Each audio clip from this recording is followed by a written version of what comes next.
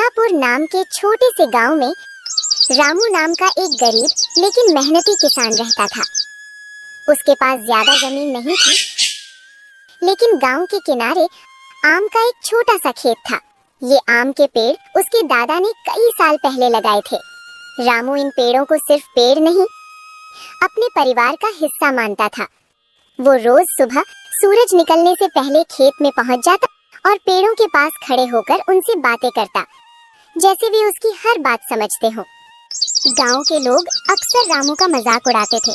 कोई कहता, पेड़ों से बात करने से पेट नहीं भरता, तो कोई हंसकर आगे बढ़ जाता।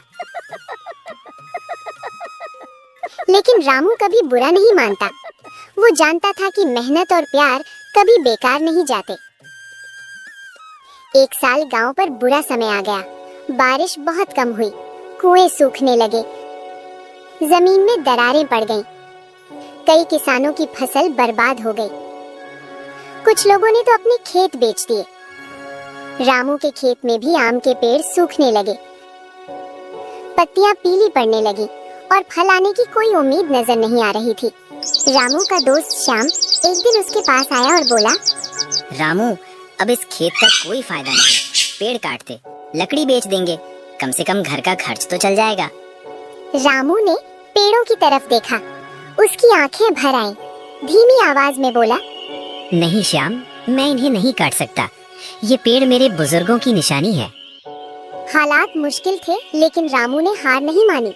वो रोज सुबह उठकर दूर नदी से पानी लाता। कई बार उसे एक एक बाल्टी पानी लाने में घंटों लग जाते।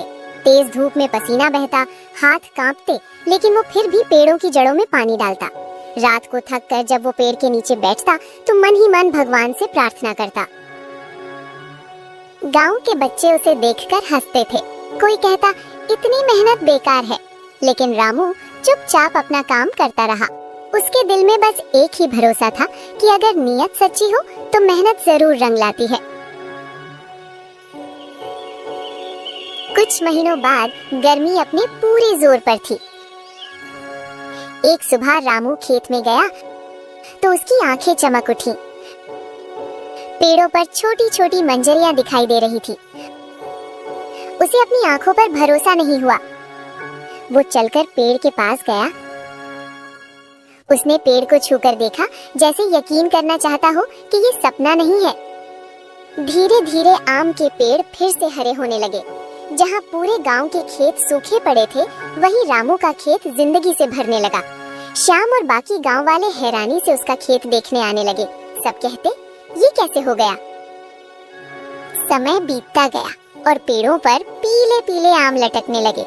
उनकी खुशबू दूर दूर तक फैल गई। बाजार से व्यापारी आए और रामू के आमों की तारीफ करने लगे। आम इतने मीठे थे कि देखते ही बिक जाते थे।